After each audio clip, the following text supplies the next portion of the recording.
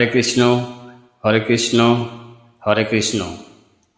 সুধী গ্রামবাসীবৃন্দ, আজ সন্ধে 7টায় তাললাংরা শীতলা মন্দির প্রাঙ্গণে তাললাংরা হরিনাম সংকীর্তনের একটি সাধারণ সভার আয়োজন করা হয়েছে। উক্ত সভায় আপনাদের সকলের উপস্থিতি আমরা একান্তভাবে কামনা করি।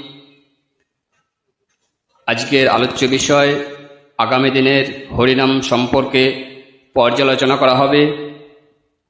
বিগত দিনের হরিনামের আয় ব্যয়ের হিসেব উল্লেখ করা হবে। উক্ত সভাতে আপনাদের উপস্থিত একান্তভাবে কামনা করি।